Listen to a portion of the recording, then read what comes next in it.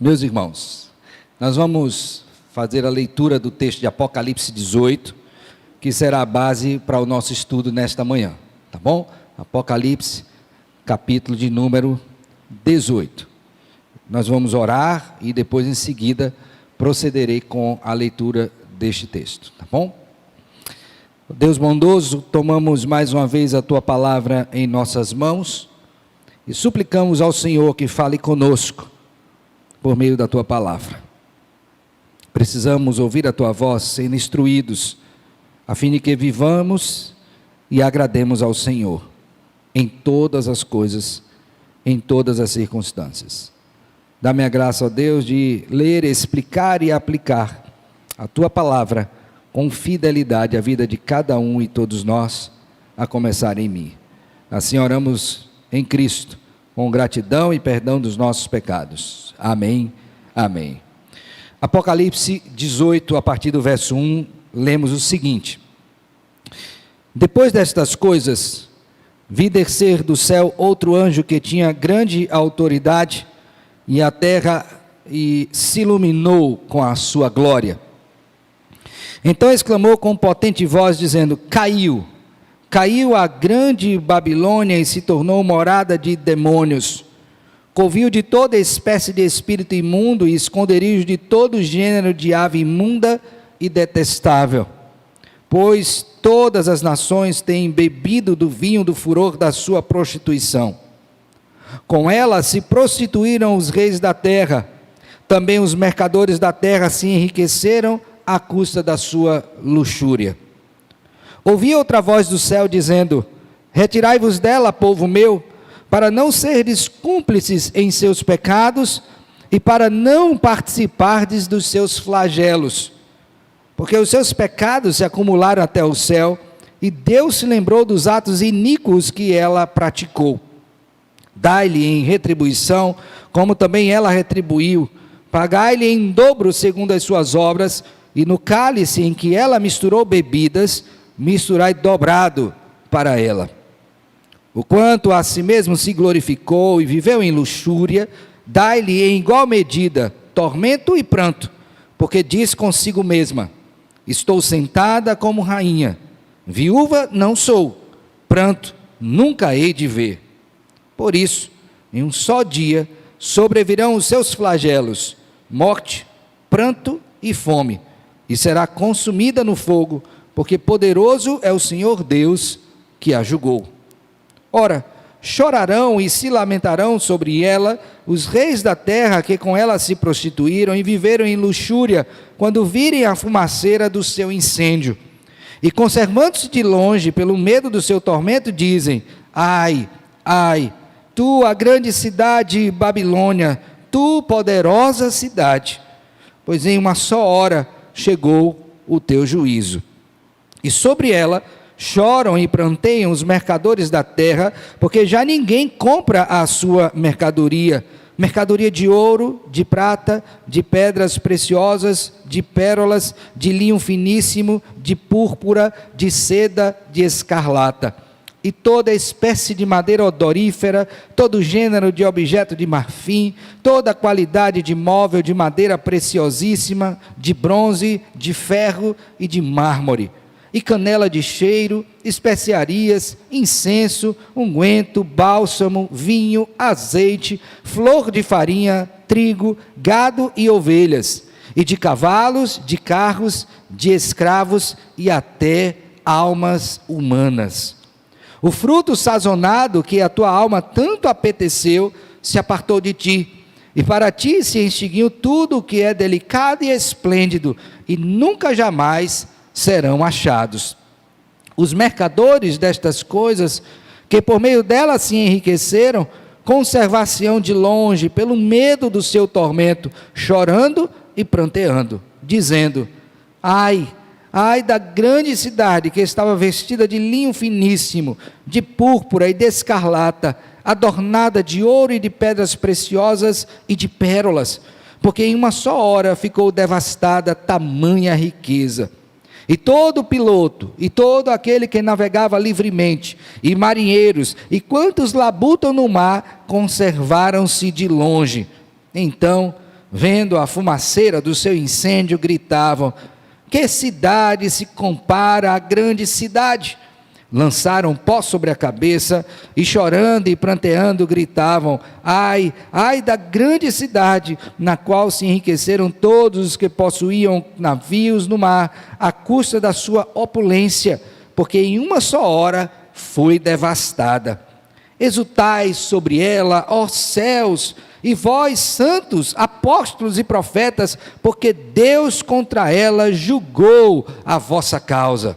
Então um anjo forte levantou uma pedra, com grande pedra de moinho, e arrojou-a para dentro do mar, dizendo: assim, com ímpeto será arrojada a Babilônia, a grande cidade, e nunca jamais será achada. E voz de harpistas, de músicos, de tocadores de flautas e de clarim, jamais em ti se ouvirá, nem artífice algum de qualquer arte, jamais em ti se achará, e nunca jamais em ti se ouvirá o ruído de pedra de moinho.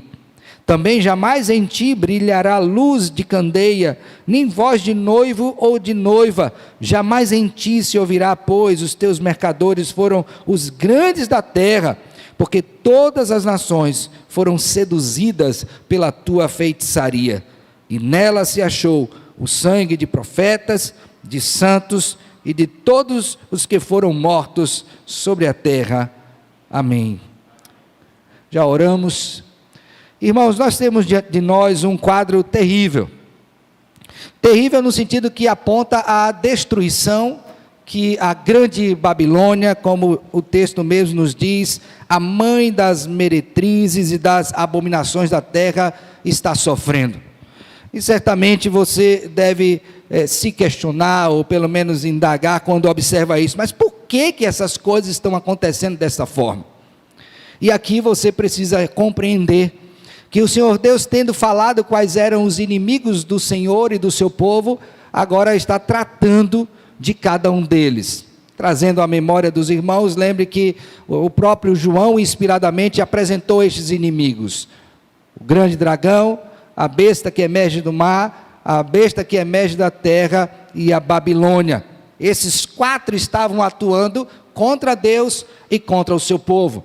E Deus já havia anunciado que haveria de julgá-los, e aí os ciclos de juízo que aparecem no livro de Apocalipse apontam para isso, mas especificamente nessa hora você vê a concretização detalhada de tudo aquilo que Deus prometeu. Disse aos irmãos também que esses juízos eles estavam acontecendo de trás para frente. Em outras palavras, Deus estava começando pela grande Babilônia, a grande meretriz, depois iria para as bestas e finalmente para o grande dragão. O que acontece aqui na sequência destes versos? E que este juízo ele é uma expressão que responde ao clamor do povo do Senhor. Clamor este que era o seguinte: até quando, Senhor, nós suportaremos isso? Até quando iremos sofrer? E a palavra do Senhor era única para o seu povo: persevere, persevere até o fim, não se deixe contaminar, siga firme em Cristo Jesus, Ele é o grande vencedor. E estas coisas todas iam fortalecendo exatamente o povo do Senhor. E mais uma vez nós temos neste capítulo 18 um fortalecimento àqueles que permaneceram fiéis ao Senhor o nosso Deus. Você pode ver isso de maneira muito clara no verso de número 20, porque contrastando com tudo que está acontecendo, você tem aqui um clamor que deve ser levantado pelo povo do Senhor. Por favor, volte seus olhos para o verso 20 e você vai constatar isso. Exultai sobre ela. A quem se dirige esse clamor? Exatamente ao povo do Senhor. Ao ver Babilônia sendo destruída, esse deveria ser para o povo do Senhor um momento de exultação, de alegria. E aí ele prossegue dizendo: exultai sobre ela, ó céus, e vós, santos, apóstolos e profetas, porque Deus contra ela julgou o quê? A vossa causa. Então lembra que o povo apresentou a demanda: Senhor, até quando? E aí Deus agora está respondendo. Chegou o tempo da resposta aos nossos inimigos. E este primeiro inimigo que é relatado aqui é exatamente a grande meretriz, a Babilônia. O texto que nós temos nas nossas mãos, irmãos, de Apocalipse 18, ele está envolvido aqui em um ciclo de 7 partes. As primeiras estão aqui apresentadas nesse capítulo 18, e as demais a partir do capítulo 19 até o capítulo de número 20, quando você tem um juízo sobre todos os inimigos do Senhor. Então, se você tomar por base este capítulo 18 e o 19, você vai ver a destruição de todos os inimigos de Deus e o estabelecimento final do povo do Senhor no reino preparado pelo Senhor. E como eu disse, o primeiro inimigo a ser destruído seria quem? A Babilônia. De sorte que nesta manhã eu gostaria de considerar com os irmãos esta porção, falando exatamente sobre isso, a queda da Babilônia. Caiu a Babilônia. O que é que esse texto nos ensina? Primeiramente, você tem aí no verso de número 1 a 3, o anúncio da queda. Eu queria que você voltasse os olhos mais uma vez para esta porção. Depois destas coisas, vi descer do céu outro anjo que tinha grande autoridade, a terra se iluminou com a sua glória. Logicamente que esse anjo vem da parte do Senhor, é o próprio Senhor anunciando este juízo que vem sobre a Babilônia. E este anjo, ele faz uma exclamação com potente voz. É interessante que você olhe para essa expressão aqui, potente voz, porque é algo que deveria todos ouvirem. Então, ele não diz assim, ele exclamou com potente voz. Então, é um anúncio importantíssimo que está acontecendo aqui.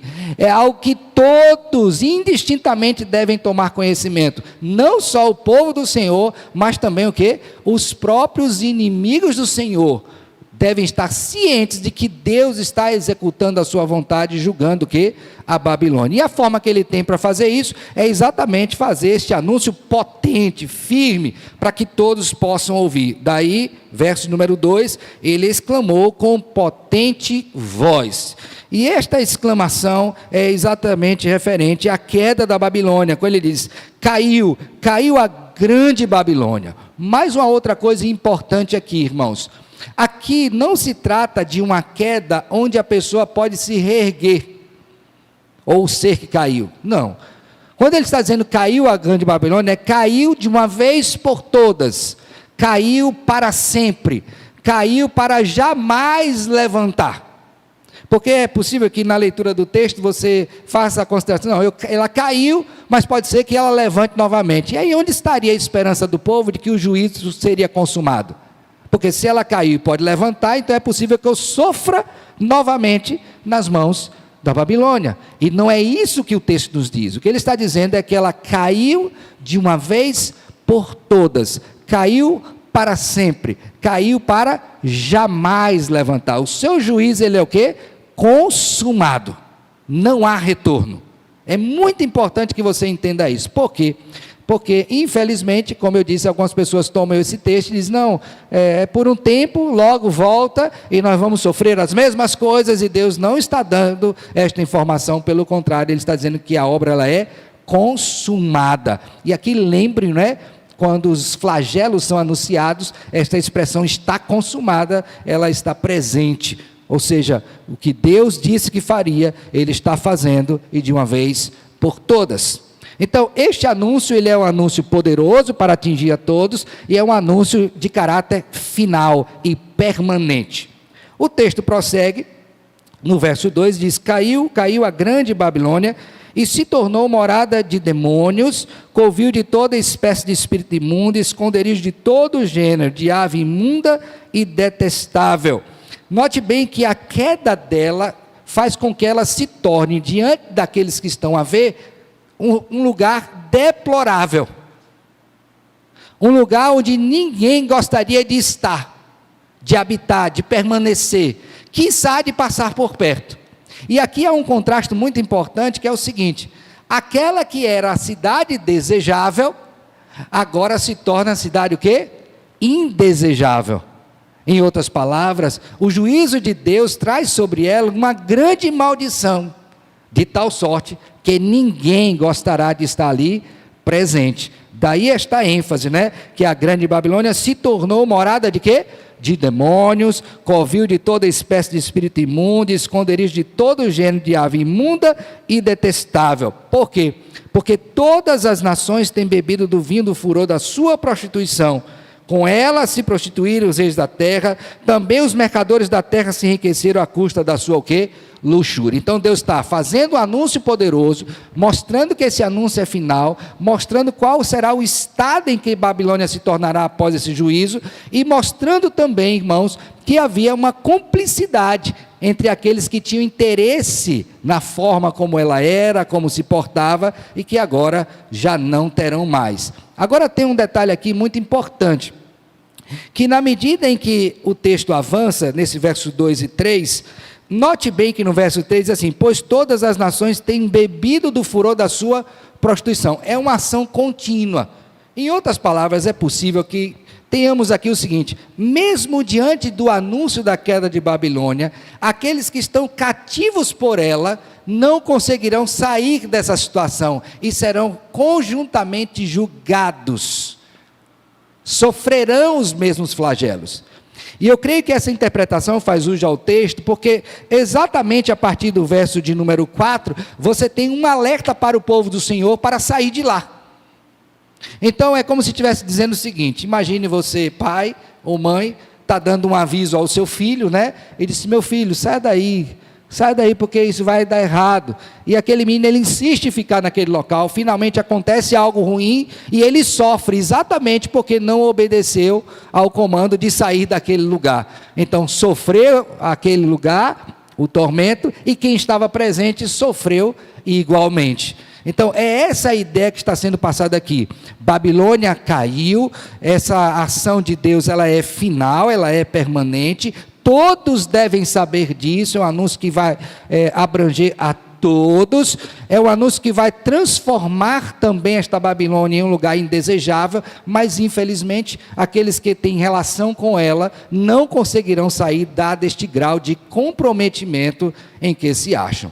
Esse anúncio, irmãos, logicamente que ele já é uma preparação para o que será dito posteriormente, porque este povo que aqui está, ao ouvir essa mensagem da parte de João, ele deve considerar o seguinte: bom, se Deus diz que Babilônia será julgada de maneira final, terminal, e que algumas pessoas que usufruem dos benefícios de Babilônia estão comprometidas a ponto de não saírem, qual deve ser a minha postura como crente, que estou sofrendo debaixo da ação de Babilônia? Qual deve ser a postura adotada por mim, pela minha igreja? O que é que eu devo fazer? E aqui, irmãos, eu queria fazer uma digressãozinha no texto. Por favor, abra sua Bíblia aí em Apocalipse capítulo 3. Porque essa é a postura que já foi anunciada, ela não é nova. É a postura que se espera daqueles que de alguma maneira estão comprometidos com Babilônia, e vocês já entendem o que é Babilônia. Em Apocalipse capítulo 3, o verso de número 14 ao 22, nós temos a carta que é dirigida à igreja em Laodiceia. E essa igreja, ela tinha uma visão errada acerca de si mesma. Observe comigo, verso de número 14, diz assim, ó: ao anjo da igreja em Laodiceia escreve: estas coisas diz o Amém, a testemunha fiel e verdadeira, o princípio da criação de Deus. Conheço as tuas obras, que nem és frio nem quente, meio termo, né? Quem dera fosses frio ou quente. Assim, porque és morno e nem és quente nem frio, estou a ponto de vomitar-te o quê? Então observe bem que ele está a ponto. Ou seja, ainda há uma esperança. O que é que devo fazer para não ser vomitado? Agora veja bem. Pois dizes: estou rico e abastado, e não preciso de coisa alguma, e nem sabes que tu és infeliz, sim, miserável, pobre, cego e nu. De alguma forma esta igreja estava envolvida com as coisas da Babilônia, visto que o seu autorretrato está apontando exatamente para aquilo que Babilônia oferecia. E Deus diz: olha, se afaste disso. Você como igreja não deve estar envolvido nessas coisas. E aí Deus dá o conselho, verso 18: aconselho-te que de mim compres ouro refinado pelo fogo para te enriqueceres, vestiduras brancas para te vestires, a fim de que não seja manifesta a vergonha da tua nudez, e colírio para ungires os olhos, a fim de que, veja, eu repreendo e disciplino a quantos amo, sê pois zeloso e que? Arrepende-te. Então, vamos juntar essas duas coisas aqui.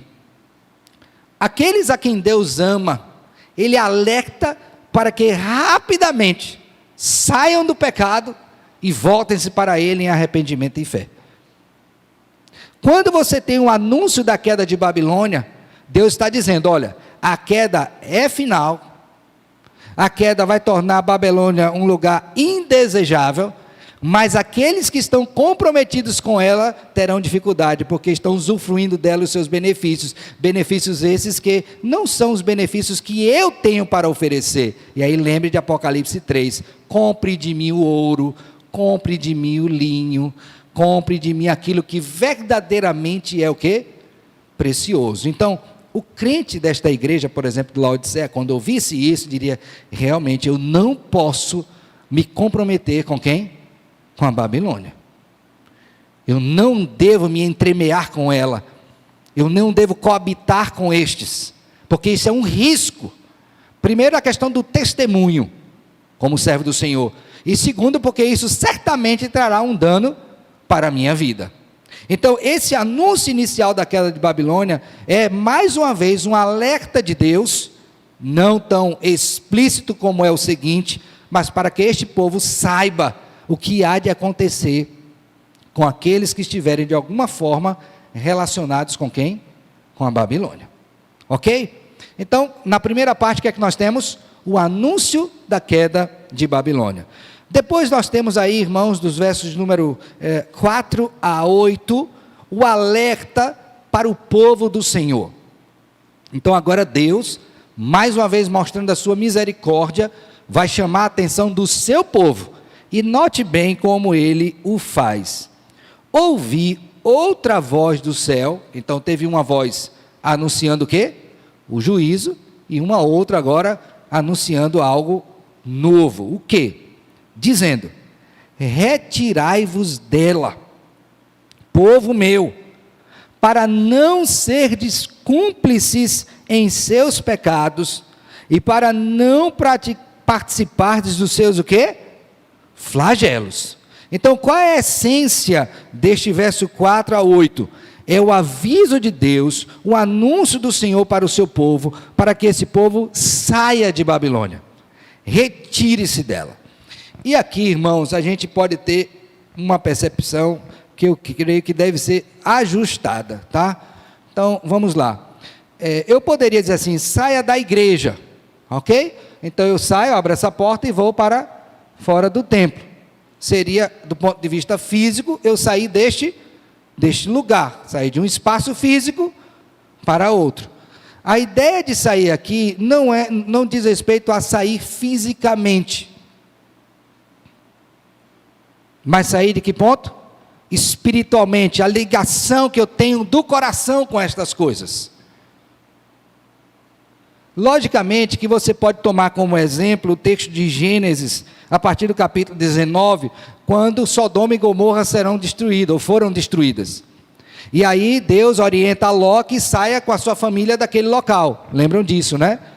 Mas aí tem o fato de que a mulher de Ló, ela saiu de Sodoma, mas Sodoma não saiu dela. Entenderam a linguagem? Como é que a gente tem a prova disso? É que ela o quê? Volta-se para trás, e o texto nos diz, e nós cremos, que ela se tornou o quê? Uma estátua de sal. Logo adiante, o Senhor Jesus Cristo, né, durante o seu ministério, falou sobre isso, dizendo, lembrai-vos da mulher de Ló. Então, quando ele diz aqui, sai da Babilônia, não é sair literalmente do ponto de vista físico, mas é de qualquer comprometimento com estas coisas. Ok, irmãos? Pastor, mas é possível que alguém, ao ouvir esse sinal, tivesse essa impressão de que teria que sair fisicamente, como aconteceu com Ló?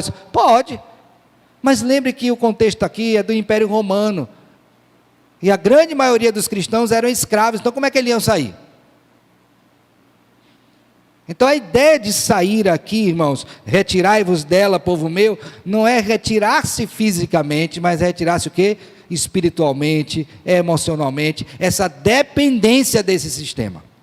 De que ser cúmplice com ela. Por isso, ó, retirai-vos dela, povo meu, para não serdes cúmplices em seus pecados. Então a primeira razão é essa. Saia dela para não ser o quê? Cúmplice. E a segunda razão é porque se você permanecer lá, você vai participar dos seus o quê? Flagelos. Ora, esse é um aviso de amor. Esse não é um aviso que dá para inimigo. O do inimigo já foi dito, vai ser destruído. Aqui é um aviso para o povo de Deus, um aviso de amor do Senhor. Não seja cúmplice e saia antes que você sofra juntamente com ela. O que não aconteceria, logicamente, com os mercadores, com os reis que dela usufruíram, serão todos julgados. Aqueles que não fazem parte do povo do Senhor. Por isso, essa ênfase é importante. Retirai-vos dela, povo meu. Abra sua Bíblia aí, por favor. 1 Pedro, capítulo 2. Primeira epístola de Pedro, capítulo 2, verso 9. Essa expressão, povo meu, é muito importante, porque ela é uma expressão de ordem pactual. Então, irmãos, o que temos aqui é o seguinte: a todos aqueles que estão em relação pactual com Deus, eles precisam ouvir isto e sair, porque senão eles estarão se tornando cúmplices com as obras de Babilônia e sofrerão juntamente com o quê? Com a Babilônia, o juízo, a ira de Deus. Em 1 Pedro 2, versos 9 e 10, mas eu vou ler os dois, eu queria que você prestasse atenção. Diz assim, ó: vós, porém, sois raça eleita, sacerdócio real, nação santa, agora presta atenção, povo de propriedade exclusiva de Deus, a fim de proclamardes as virtudes daquele que vos chamou das trevas para a sua o quê? Então, o meu povo sai das trevas para a luz, o meu povo não permanece nas trevas. Preste bem atenção nisso. Daí o chamado de Apocalipse. O meu povo não vai ficar lá com Babilônia, porque ele não pode ser cúmplice e nem sofrerá esses flagelos. Por quê? Porque eu já os tirei das trevas. Agora eles são o quê? Luz. E estão na luz. O texto prossegue de 1 Pedro, verso 10 agora, e diz assim: vós sim que antes não eres o quê? Povo. Mas agora sois o quê? Povo. Essa ideia de povo é muito importante, é a nação santa. É aquele grupo que foi eleito desde a eternidade pelo Senhor. E que não pode comungar com as obras das trevas, porque das trevas ele veio. Então, quando você lê Apocalipse 18, diz: retirai-vos dela, povo meu, é um chamado específico para a igreja. Não é para todo mundo, porque os outros não ouvirão, irmãos. Eles estão em cumplicidade com a Babilônia. Quando eu estava preparando essa mensagem, eu fiquei lembrando de uma ilustração que eu vi uma vez. Eu acho que ela é muito comum, mas ajuda-nos aqui a compreender isso. Vocês lembram de uma ilustração de quando a pessoa queria matar um sapo queimado? Como é que ela faria? Colocaria este sapo numa água fria, ia aquecendo lentamente, até que chegasse o ponto onde ele já não tivesse mais condições de sair e fosse ali cozinhado. Desculpe, tá, a ilustração, mas eu creio que atinge bem o que eu estou querendo dizer. Quando você está comprometido com algo, quando é algo confortável para você, certamente você vai ter dificuldade de se desligar dela. Somente Deus agindo em nós e mostrando todo o comprometimento que há neste mundo, para a gente ter ojeriza dele, para a gente não querer habitar nas tendas da perversidade, para a gente não querer sentar na roda dos escarnecedores. Então Deus está mostrando claramente para isso: meu povo, ouça, saia daí, saia de Babilônia, não se torne cúmplice com ela, e nem participe do juízo que ela terá, certamente. Ok? Então, Agora, dito isso, alguém perguntaria, mas, Senhor, por que nós temos que sair de Babilônia? Aí, o verso 5 começa a explicar. Por favor, volte seus olhos agora novamente para Apocalipse 18, 5. Porque os seus pecados se acumularam até ao céu. Essa expressão é familiar para você? Lembra de Gênesis 6? Lembra de Gênesis 18, 19, quando o pecado da cidade sobe e Deus, de alguma forma, percebe isso e traz juízo? A mesma coisa. Seus pecados se acumularam até o céu, e Deus se lembrou dos atos iníquos que ela o quê? Praticou. Duas expressões importantes aqui que a gente tem que também trazer. A primeira dela é dessa lembrança, né? No sentido de que lembrou do que ela fez de mal e vai trazer o juízo. A outra é o seguinte: Deus lembrou dos atos iníquos. Mas esta mesma expressão, lembrar de, também está associada a lembrar-se de quem? Do seu povo por misericórdia. Então, por exemplo, quando o povo está na arca, que cessa, Deus se lembra. Quando José está no Egito, Deus se lembra. Então você tem várias expressões na Bíblia, várias vezes em que essa expressão é utilizada, trazendo lembrança, quer seja da iniquidade para castigo, juízo, ou lembrança daquele povo de maneira graciosa para livrar aquele povo do juízo, concedendo-lhe então uma bênção. Então toda essa linguagem ela está sendo utilizada aqui, irmãos, para que haja uma distinção muito clara entre aqueles que são do Senhor e aqueles que não são do Senhor. Porque os que não são do Senhor receberão, juntamente com a Babilônia, o juízo devido por causa das suas iniquidades. É muito importante que você perceba isso, irmãos. E uma outra coisa que eu fiquei refletindo quando trazia isto à memória, é no momento da ceia, não é? Nem todo mundo pode participar da ceia, nem todo mundo está debaixo da graça de Deus para participar dos elementos da ceia, pão e vinho, e ali você tem uma separação muito clara quando ela é ministrada publicamente. Quem está com o Senhor está debaixo do sangue de Cristo, quem não está com o Senhor, portanto não participa da ceia, experimentará o juízo de Deus, aquele que veio sobre Cristo. Então, note bem a linguagem que está sendo dita, e por que Deus enviou o seu anjo para dizer ao seu povo, saia daí, não seja cúmplice com ela, porque senão você também sofrerá dos seus flagelos. Prosseguindo então, verso de número 6, temos aí, dai-lhe em retribuição, como também ela retribuiu, pagai-lhe em dobro segundo as suas obras, e no cálice em que ela misturou bebidas, misturai dobrado o quê? Para ela. Você lembra que a grande meretriz estava com o cálice na mão e ela dava a beber às nações? Do mesmo modo agora Deus vai dizer, agora você vai beber do cálice da minha ira, mas vai beber em dobro de tudo que você fez com o povo. Então veja o juízo que vem da parte do Senhor. E ela diz, o quanto a si mesmo se glorificou e viveu em luxúria, verso 7, dai-lhe em igual medida tormento e pranto, porque diz consigo mesma, veja o orgulho da Babilônia, estou sentada como rainha. A impressão que ela tinha é que nunca iria acabar, mas está acabando. Outra coisa que ela dizia em sua soberba, viúva não sou. A viuvez era algo terrível para um judeu. Pranto, choro, nunca vou ver. Então, observe as expressões de arrogância que estão relacionadas diretamente com o caráter da Babilônia. Mas Deus diz, não, vocês vão receber em dobro tudo que vocês fizeram, a medida do Senhor. E aí, finalmente, no verso 8 diz, por isso, e será imediato, em um só dia, sobrevirão os seus o quê? Flagelos. Quais são os flagelos sobre Babilônia? Morte, pranto e o quê? Fome. E será consumida no fogo, porque poderoso é o Senhor Deus, que é o quê? Julgou. Então Deus está dizendo de maneira muito clara, povo, saia daí, porque Babilônia será julgada, por tudo que ela fez, será julgada em dobro, e a certeza é que Deus quem julgou vai fazer tudo isto.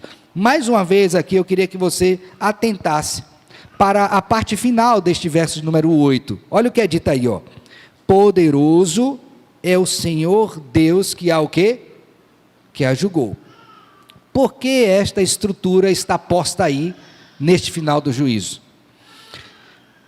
Note bem, duas coisas são ditas aqui acerca de Deus. A primeira delas é que ele é um Deus o quê? Poderoso.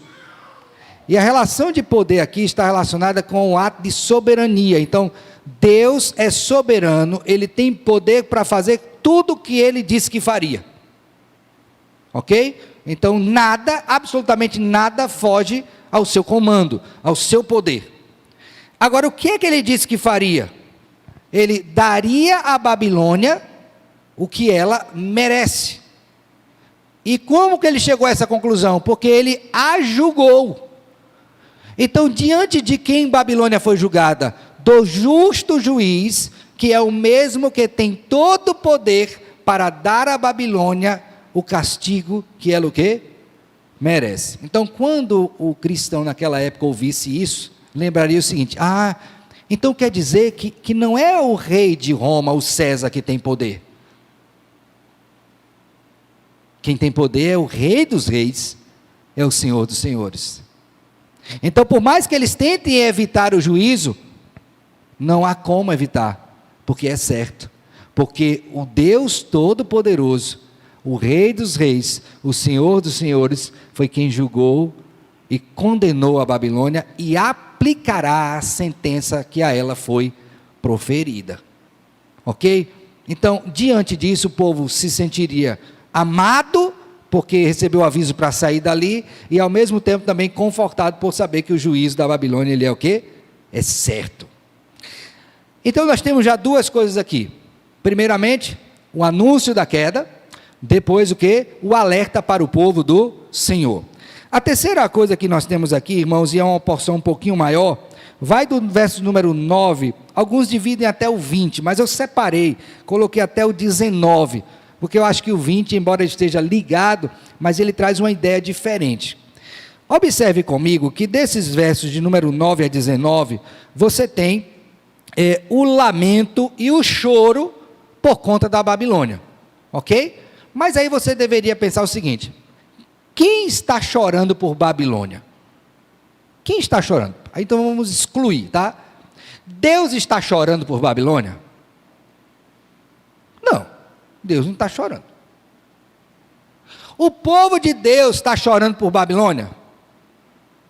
Não, também não, porque ele está sendo liberto do castigo que viria sobre ela. Então o grande dragão está chorando por Babilônia? Também não, ele usou a Babilônia para os seus benefícios. Então quem está chorando? Aí você tem no texto 3 grupos, a saber, os reis, os mercadores e os marinheiros. Veja comigo aí, por favor, verso 9. Ora, chorarão e se lamentarão sobre ela, quem? Os reis da terra, primeiro grupo. Verso 11. E sobre ela choram e pranteiam, quem? Os mercadores da terra. Agora pule aí um pouquinho, por favor, e vejamos agora o verso de número 17. Porque em uma só hora ficou devastado tamanha riqueza. E todo piloto, e todo aquele que navega livremente, marinheiros, e quantos labutam no mar, conservaram-se de longe. Então você tem 3 grupos que estão lamentando por Babilônia. E você vai ver, se fizer uma nova leitura, que há a repetição do lamento. Ele vai dizer: ai Babilônia,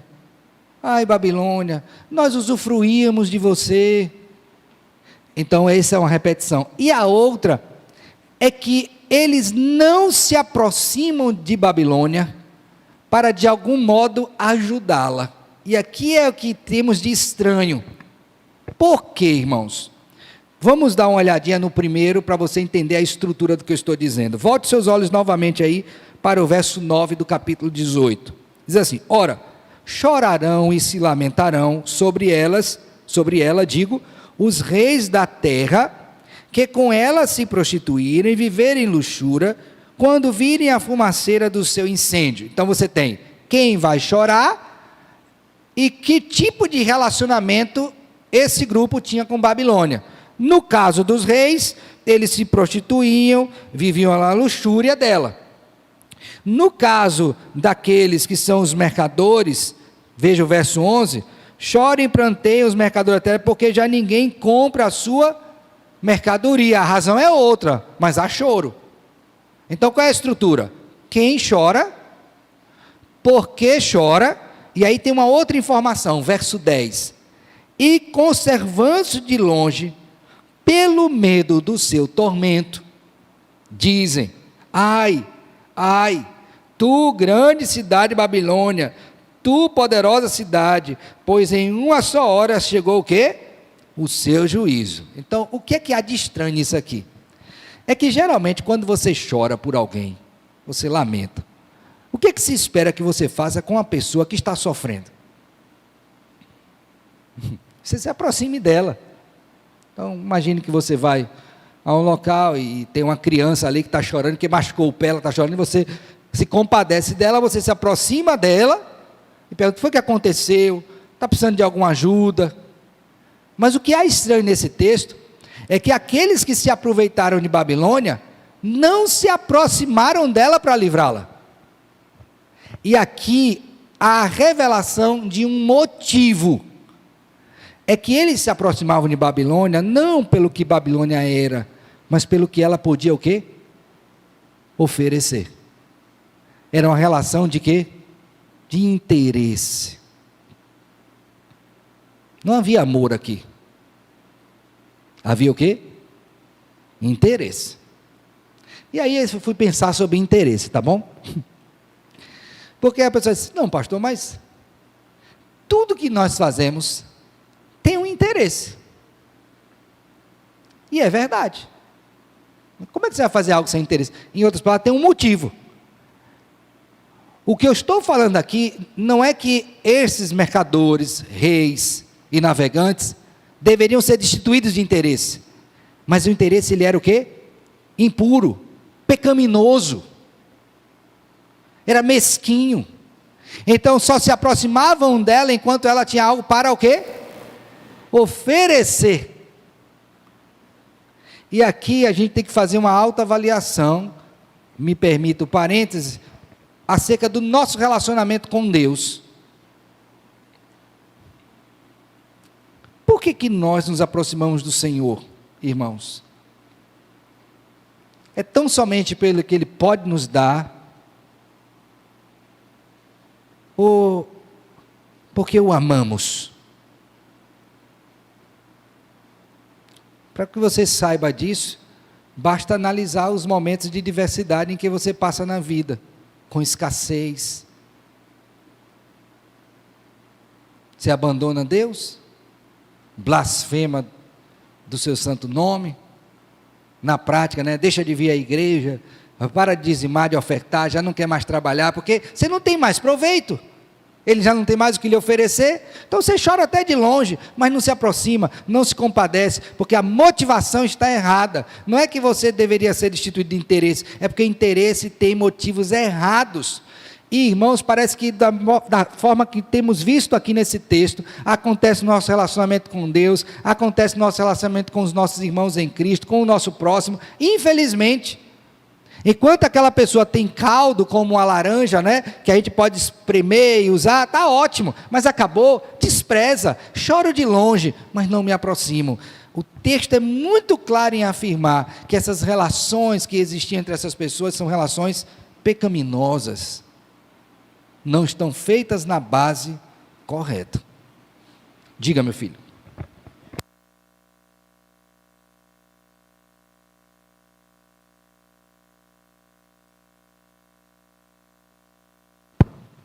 E, pastor, é porque o texto dá uma ideia de que, tipo assim, só vai cair a grande Babilônia, mas aqueles que bebiam e tiravam proveito dela vão ficar de longe e não vai acontecer nada. Parece que vão continuar ali impenitentes, porém não vão ser punidos. Boa fala. Mas lembre bem que quando Deus disse, saia, retire-se da Babilônia, o retirar-se não era físico.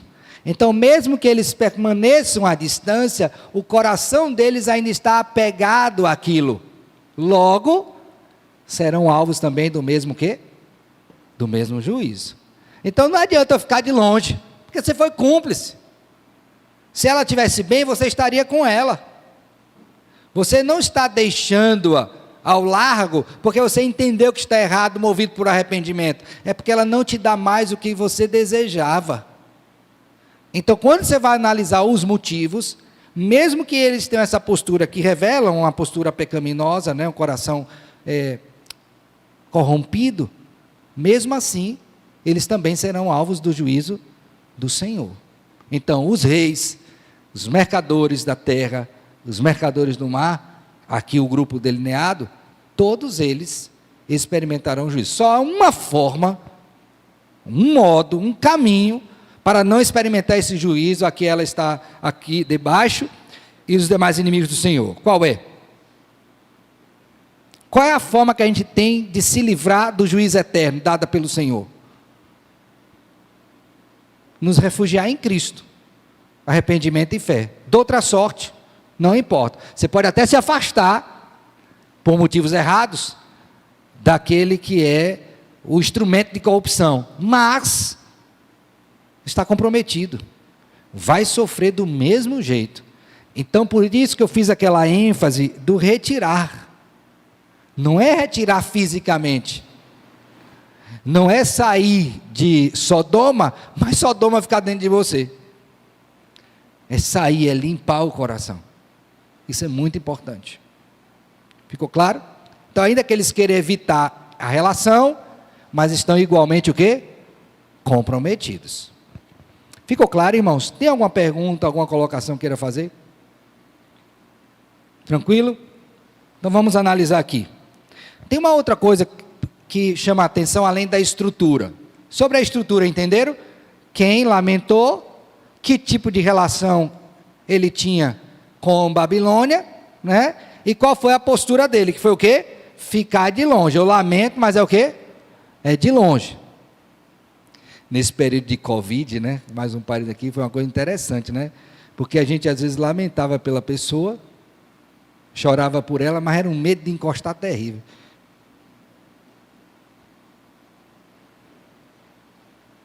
Mas aí quando a Covid chegava na sua casa, você ia ter que relacionar-se com quem estava com Covid, não tinha jeito. E ao fazê-lo, você descobria que não pegou, dormindo e acordando do lado daquela pessoa. Então é diferente, muito diferente, meu filho, lamentar de longe e lamentar de perto. Muito diferente. E eu não estou falando perto só fisicamente, não, estou falando perto no coração. Disposição interior para estar junto de alguém. Esses aqui não tinham com a Babilônia, mas isso não os fez diferente no que diz respeito a não receber o juízo que para ela estava definido. Tá bom? Voltemos então aqui. Irmãos, há uma coisa aqui que eu queria chamar a sua atenção, depois dessa estrutura, tá bom? Observe bem, a partir do verso de número 12, que você tem aí uma relação de coisas que eram negociadas, tá? Que os reis usufruíam, que os mercadores vendiam, compravam, né? Esse trânsito de mercadoria. E chama-nos a atenção isto, por algumas razões que eu gostaria de destacar. Então, primeiro vamos reler esta lista e depois eu vou falar. Primeiro, verso 12. Mercadoria de ouro, de prata, de pedras preciosas, de pérolas, de linho finíssimo, de púrpura, de seda, de escarlata, e toda espécie de madeira odorífera, todo gênero de objeto de marfim, toda qualidade de móvel de madeira preciosíssima, de bronze, de ferro, de mármore, e canela de cheiro, especiaria, incenso, unguento, bálsamo, vinho, azeite, flor de farinha, trigo, gado, ovelhas, de cavalos, de carros, de escravos, e até de quê? Então, preste bem. O que é que essa lista traz de especial aqui, que eu acho que você ao ler, deve ter chamado sua atenção. Aqui ela está listando tudo o que Babilônia negociava com estes mercadores. E estas coisas eram utilizadas por Babilônia exatamente para atrair as pessoas para o seu ambiente de luxúria, de devassidão. Então eles não estavam apenas negociando para ter lucro e ter uma vida digna. É porque estas coisas elas eram usadas exatamente para expressar toda a luxúria e toda a devassidão. Mas note bem que isso era expresso não somente com matéria, madeira, ouro, prata, mas finalmente você tem o que aí? Gente. E no contexto ali do Império Romano, vocês sabem que a escravidão vigorava ali. E as pessoas elas eram o quê? Negociadas, compradas e vendidas. Escravidão mesmo. Então, ter escravo era uma expressão de riqueza naquela época. Me refiro àquela época específica, tá? E mais do que isso, os escravos eram utilizados não somente para a prática de serviços domésticos ou no campo, não é? Agricultura, pecuária, mas também, irmãos, para a devassidão sexual. Eu não sei se vocês assistiram um filme, Liam Neeson, acho que é esse o nome dele, Busca Implacável 1, onde a filha dele ela é sequestrada por um grupo de tráfico de mulheres. Não sei se vocês assistiram esse filme, eu acho que vale a pena você assistir para você ver aquela ação de pai e filha. A filha mente para o pai, diz que vai para um lugar, vai para outro, em conluio com a mãe. Lá ela é sequestrada junto com a amiga morre. Contei o filme todo, não foi? É que eu acho que você não vai assistir. Mas o fato é, irmãos, que ali você tem o quê? Tráfico de mulheres. Se fosse virgem era mais cara, se não era mais barata. E ali é a expressão clara do ápice da luxúria, a negociação, e aí a palavra usada aqui, né? De até almas humanas, as pessoas se vendiam. Há uma expressão, não sei se você já ouviu, diz, olha, fulano de tal está tão comprometido, que está comprometido até a alma. Ou então, fulano de tal vendeu tudo, vendeu até a alma. É nesse sentido mesmo, o grau de comprometimento é tão grande que está inserido aqui na sociedade, que é algo deplorável. Foi além do material. É gente que foi criada por Deus, a sua imagem e semelhança, para glorificar a Deus, mas agora a Babilônia reverteu isso. E agora eles estão presos a isso. Mas o pesar desses mercadores, não era por causa do pecado, mas porque eles deixaram de oferir o quê? Lucro. Então eles estavam de longe, não porque se arrependeram dos seus pecados, mas porque estavam o quê? Tendo prejuízo. E aí, mais uma vez, olhando para o nosso contexto, né? Lembrando também de um outro filme, O Senhor da Guerra, onde o camarada se apropria das guerras que acontecem para capitalizar nelas. Você acha que é diferente hoje? Nós oramos por aqueles que estão morrendo, de um lado e de outro. Nós oramos pelos crentes, a nossa preocupação é com vidas, mas tem gente aí que não está preocupada com isso. A grande Babilônia, os reis estão comprometidos com ela, os interesses são outros, mas o nosso como povo do Senhor, deve ser bem diferente disto. Por isso que quando nós vemos alguém sofrendo, nós não ficamos de longe, nós nos envolvemos, nós abraçamos, tratamos, cuidamos, porque somos movidos pelo amor do Senhor por nós, que nos leva a amar o próximo também. Então o que é que você vê aqui? Este choro e lamento falso, não é pelo motivo correto, mas porque não terão mais o que? Proveito. Mas em meio ao choro e lamento, agora vem o convite à exultação e louvor. Note bem que esse verso de número 20, irmãos, é bem interessante, porque ele nos mostra que em meio a esse contexto, de juízo e devastação de Babilônia, Deus usa mais uma vez o seu mensageiro para chamar o povo a fazer algo. O quê? Vamos ver o verso 20 aí do capítulo 18. Exultai sobre ela, ó céus, e vós santos, apóstolos e profetas, porque Deus contra ela julgou o quê? A vossa causa. Vocês lembram que lá no início do capítulo 18 eu disse que exclamou com potente voz, ou seja, toda a criação devia ouvir isto. E agora ele chama de novo a criação ao louvor. Ó céus, todos que habitam nessas regiões, louvem ao Senhor, louvem os santos, louvem os apóstolos, louvem os profetas. Por que esta relação? Porque foram aqueles que foram e estavam sendo naquela época espezinhados pelos inimigos do Senhor. Então o momento de louvor deles chegou. E chegou quando? Quando Deus executa a sua justiça, cabalmente. Por isso que ele diz, contra ela julgou a vossa o quê? Causa. Irmão, isso aqui é muito importante. Por quê? Por algumas razões. A primeira delas é porque, mais uma vez, nós temos reforçado aqui a ideia de que eu não devo lançar mão da vingança. Porque a vingança pertence a quem? Ao Senhor. E ele diz, eu retribuirei. Então a justiça retributiva do Senhor nos dá a tranquilidade de que todos aqueles que foram contra o povo do Senhor, e aqui representados pelos santos, apóstolos e profetas, será consumada. Então não preciso lançar mão de vingança. O que é que eu preciso? Orar e ficar firme, inabalável no Senhor, perseverar em Jesus Cristo. É isso que eu preciso fazer. Por quê? Porque o juízo que Deus trará é certo. É tão certo que ele me chama o quê? A exultar sobre ela.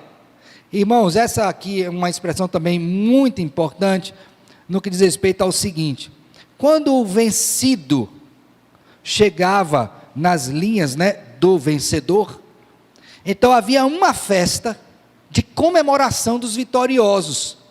E o povo nesse momento fazia o quê? Comia, bebia, cantava, era uma festa mesmo. Então a exultação aqui está posta nesse sentido, festeje, porque Deus executou justiça sobre ela. Então a ideia de festejar sobre ela não é aquela ideia mesquinha de dizer, que bom que você sofreu, não, é a alegria que temos pela manifestação da justiça de Deus. Algumas pessoas ouvem isso aqui, mas pastor, como é que a gente vai se alegrar se o outro está sofrendo? Parece muito ético, muito santo, Mas observe bem que durante todo o texto, Deus está dizendo por que essas pessoas estão o quê? Sofrendo. Então não é um juízo injusto. Eles são responsáveis pelo que fizeram. Portanto, o foco aqui é a alegria que nós temos em Deus e na manifestação da sua justiça. Por favor, abra sua Bíblia em 1 Coríntios capítulo 1. 1 Coríntios capítulo 1. Verso 30 e 31. Alguém diz assim, pastor, mas como é que eu vou me alegrar com a manifestação da justiça de Deus? Com os ímpios, eles estão sofrendo. Eu disse, cuidado com essa ética exagerada, porque ela não faz jus ao que o texto diz. Mas aí eu vou te mostrar o contraponto. Uma justiça que você se alegra. Veja comigo o verso 30. Mas vós sois dele, em Cristo Jesus. Agora olhe bem, o qual se tornou da parte de Deus o quê? Sabedoria, justiça e santificação e o quê? Então quem é a sua justiça? Cristo. Mas para que ele fosse a sua justiça, além de ser Deus, foi que ele teve que sofrer. Veja como é que a nossa mente funciona, Eu sou capaz de me entristecer pelo juízo de Deus contra os ímpios, o que é correto. Mas eu não paro para refletir sobre o que Cristo sofreu na cruz para que ele fosse feita a minha justiça. Quem que você acha que sofreu mais? Quem que você acha que sofreu de maneira injusta? Porque nada fez? Então se alegre sim. Se alegre muito pela manifestação da justiça do Senhor. Porque Ele é sábio. Porque Ele é santo. E a sua justiça é cheia de sabedoria, é cheia de santidade, não há impureza nenhuma. E mais uma vez eu gosto de repetir isso. Eu não sou advogado de Deus, só estou dizendo aquilo que a Bíblia já afirma. Se alegre, exulte, exulte, porque Deus contra ela julgou o quê? A vossa causa. E bendito seja Deus por isso. Então o crente, quando se aproxima o juízo, como que ele deve ficar? Como alguns dizem, não vem agora não, porque eu tenho que casar, eu tenho que passar no concurso, eu tenho que comprar. Não, vem logo, porque quanto mais cedo o Senhor vier, mais alegria eu terei em ver a tua justiça. A última coisa que eu queria tratar com os irmãos. Eu disse no início que o juízo ele era consumado, não foi? A expressão caiu de uma vez por todas, caiu para não levantar mais nunca, não foi isso que eu disse? Quando você pega essa última parte do verso 21 a 24, você tem a expressão que também se repete aí, e eu queria que você atentasse para isso. Então, um anjo forte levantou uma pedra como grande pedra de moinho. Lembra essa expressão, pedra de moinho? Se alguém escandaliza, é melhor que amarrasse o quê? Uma pedra no pescoço, lança juízo. Lembra disso? Cristo proferiu isso. Então a ideia aqui é a mesma. É um juízo final. Para dentro do mar dizendo, assim, com ímpeto, será arrojada a Babilônia, a grande cidade. Agora presta atenção na repetição, tá? E nunca jamais será o quê? Grave bem isso. Verso 22. E voz de arpistas, de músicos, de tocadores, de flauta, de clarim, jamais se ouvirá, nem artífice algum de qualquer arte, jamais em ti se achará, e nunca jamais em ti se ouvirão o ruído de pedra, o quê? De moinho. Verso 23, também, jamais em ti brilhará, nem voz de noiva ou de noiva, jamais em ti se ouvirá. Está vendo isso aí, irmãos? Porque a repetição disso, exatamente, para mostrar que você não vai ver mais nunca a Babilônia. E note bem que o que está sendo aqui, jamais acontecerá isso, jamais acontecerá isso, jamais acontecerá isso, está ligado exatamente àquilo que ela oferecia. Por exemplo, num casamento, não tem festa, não tem alegria? Você, jamais vai ter noivo, então não vai ter alegria de casamento aqui não. Vocês não tinham aqui música, tocador e arpista, nas festas, não eram assim regadas? Lembram? Lembra do filho de Nabucodonosor, Beltesazar, que mandou pegar os instrumentos para trocar e fazer a festa aos seus deuses? Jamais, não vai ter mais isso. Vai acabar. Por quê? Porque o juízo ele é o quê? Final. Então, tudo aquilo que ela oferecia e que era comprado, era desejado pelos reis, pelos mercadores, pelas pessoas de modo geral, isso vai o quê? Acabar. Irmãos, isso aqui nos faz refletir sobre hoje uma questão bem interessante. Essa noite eu fui buscar o pastor que está conosco, né, o pastor Bradley, aqui sentado à frente, no aeroporto, volta 2 horas da manhã. Então eu saí daqui, peguei esse caminho aqui que vai para a Universidade Federal, e como vocês sabem, nesse caminho tem muitos locais de festa, de bebida, até arriscado ir, né? Às vezes até eu evito alguns lugares para não passar, porque é local de bebedeira mesmo, de muita farra. E foi interessante perceber que, quando eu fui, estava cheio de gente, né? Parecia um carnaval mesmo, carro na pista e tal, tem um posto de gasolina onde o povo fica ali, é uma confusão maior do mundo. Mas quando nós voltamos, já não tinha o que eu vi. E aí eu pensei, acabou a festa, né?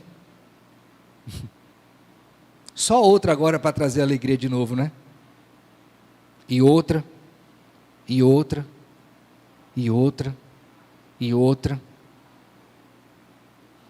É disso que o povo vive, de festa em festa, de falsa alegria em falsa alegria. Deus está dizendo, olha, isso que ela oferece é efêmero já hoje, mas se acabará, jamais se verá isso novamente. Por isso que nós não podemos colocar o nosso coração nestas coisas, porque se aqueles que se alegravam nas festas, por suas depravações, suas conquistas humanas, Deus disse, você se alegre na minha justiça, exulte na minha justiça, mas não se alegre com os prazeres de Babilônia, porque são efêmeros, e finalmente eles o quê? Acabarão, jamais se verá. Então aqui, irmãos, nós temos o fato de que o fim da Babilônia é exatamente a expressão mais clara de que tem muita gente correndo atrás do vento, daquilo que o mundo oferece, mas que ao final também será exterminada, não haverá mais. Aí eu pergunto, e qual será a sua alegria? Não terá, meu filho. A partir de agora, você será julgado com ela, e a sua alegria se transformará em quê? Em tormento. Vocês lembram da parábola do rico e do Lázaro? O texto é muito claro em afirmar que o rico, ele vivia como? Regaladamente, esbanjava, né?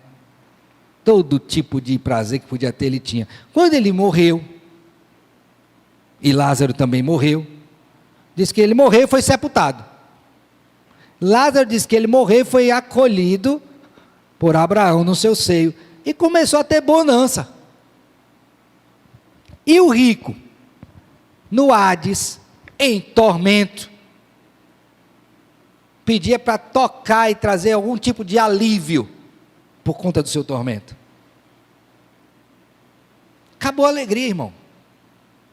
Então veja a futilidade, a transitoriedade desses prazeres do mundo. E eu espero muito mesmo que você ouça, aprenda e saia disso. Se por alguma razão você está encantado com isso, saia disso. Porque vai acabar. E a Bíblia é muito clara em dizer, não é? Que passarão os céus mas a minha palavra não o quê? É melhor ficar com a palavra de Deus, confiar no que Ele tem preparado para você por toda a eternidade. Exultação perene. Não é o prazer transitório das coisas desse mundo.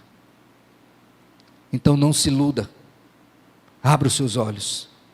Volte-se para Deus em arrependimento e fé. Porque você pode estar correndo atrás do vento. Vida vã, inútil. O texto então termina, verso de número 24, dizendo que todo aquele brilho que estava nela pereceu, feneceu, e finalmente nela se achou o sangue de profetas, de santos, e de que todos que foram o quê? Mortos sobre a terra. Por isso que ela está sendo julgada e vai acabar. Irmãos, que lições nós podemos tirar para a nossa vida desse texto? A primeira delas, que eu quero que você jamais esqueça: o juízo de Deus é certo. Não viva como se isso não fosse acontecer.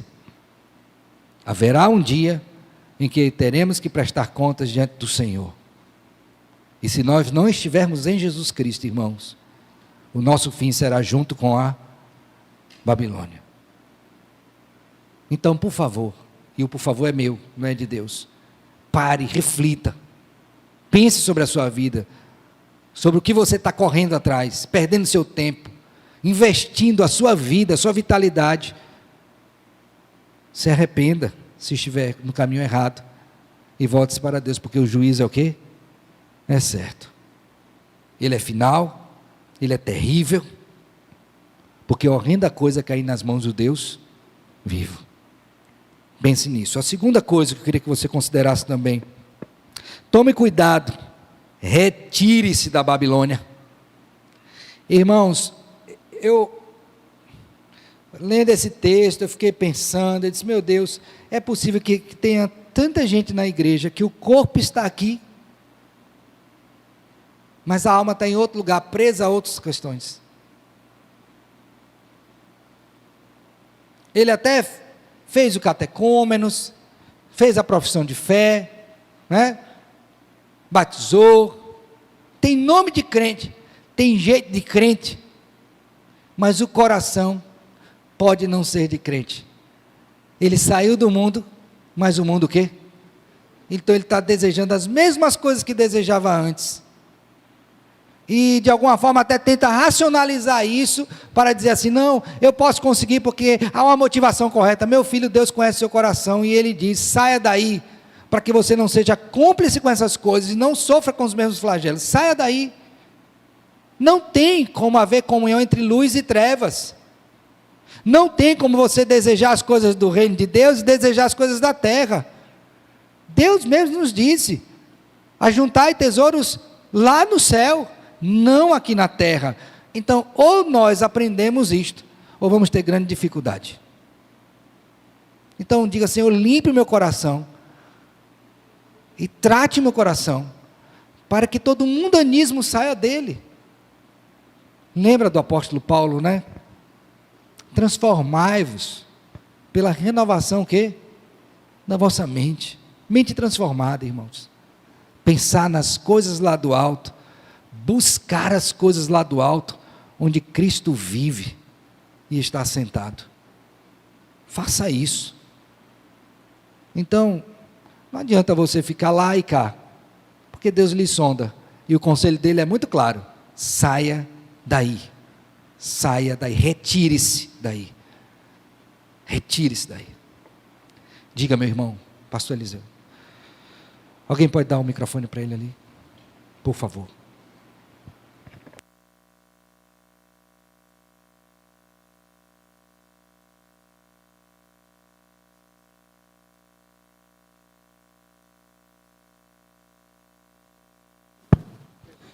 Bom, é por isso que a igreja não pode ter outro atrativo que não seja a palavra de Deus. A gente considera o mundo, né, como a grande Babilônia, e retirai-vos do meio dela. A palavra deixou bem claro para nós, mas, e como o senhor colocou bem, né, pessoas que muitas vezes estão na igreja, e muitas vezes por atrativos que não são os verdadeiros. E o único atrativo que deveria haver na igreja seria unicamente a palavra de Deus. Outra coisa que não atraia você para a presença de Deus que não fosse unicamente a palavra. Isso eu coloco por causa dos diversos atrativos que têm sido criados na igreja, sejam por organizações, sejam por atividades, seja por todo tipo de coisa que vão se criando e se apegando à igreja como uma crosta que parece que sem ela nós não vivemos mais. E muitas vezes as pessoas se aproximam da igreja por causa dessas coisas. E não pela palavra. E como o senhor colocou, a palavra não vai passar. Ela também não volta vazia. Exato. E ela vai cumprir o que lhe apraz. E aqueles que se aproximam da igreja, se que não for pela palavra unicamente, esses, infelizmente, serão como os mercadores, serão como os marinheiros, serão como os reis da terra, que vão lamentar. Né? E eu estava pensando sobre a pergunta do irmão Marcelo, que no inferno tem lamento. Tem, e mas muito. A despeito do lamento, eles não deixarão de sofrer as consequências de terem se unido à grande Babilônia. Tá? É verdade. Nesse sentido. Irmão, fazer uma coisa, puxar outra, né? Aí, na tentativa de prender o crente na igreja, aí a gente cria boate gospel, forró gospel, é tudo gospel. E ainda bota a palavra em inglês, né? Para ficar mais chique. Que tragédia. É por isso que você está aqui preso? Eu ouvi uma vez uma fala, eu fiquei pensando, percebi a sinceridade da pessoa, o cuidado dela, entendi, Mas a gente não pode pensar só dessa forma. Eu vou dizer qual foi. Chegou o período de carnaval, havia necessidade para esta pessoa de fazer o acampamento para os jovens. E o argumento foi o seguinte: pastor, a gente tem que fazer acampamento para os jovens, porque se não fizer, eles vão para outro lugar. Aí eu perguntei: e qual lugar? Qual lugar que eles vão se não tiver acampamento? Vão comprar um abadá, é? Vão associar um bloco carnaval, vão para um clube lá carnaval. Quer dizer que eu tenho que compensar isso. Meu filho, eu entendo a necessidade de criar um ambiente que a gente possa meditar, não vejo pecado nisso, mas se o motivo for tirá-los de lá, com medo de que eles fiquem, eu pergunto: e os outros 360 dias do ano? Faz o quê? Porque as festas continuam, as músicas estão aí, as ofertas estão aí. Então só naquele período que ele corre o risco de se desviar, o resto não. Não tem uma coisa errada? Ou é impressão minha?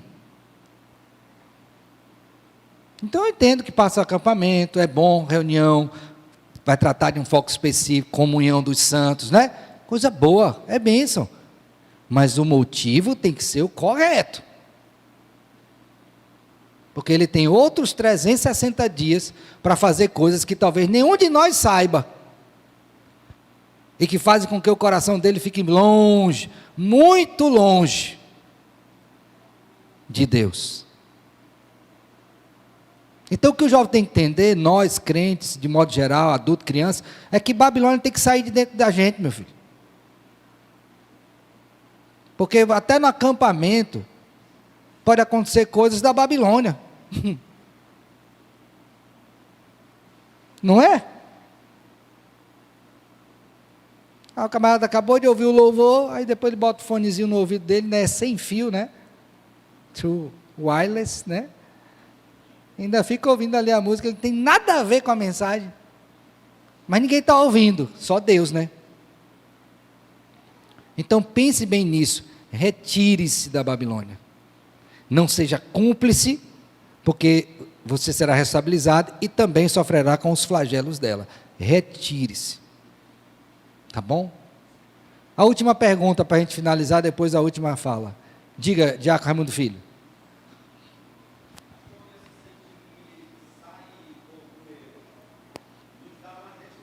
Também na política. Dá uma restrição de quê? Eu não entendi o link disto com a política, mas, quer dizer, acho que não entendi direito. Faz no microfone aí, por favor.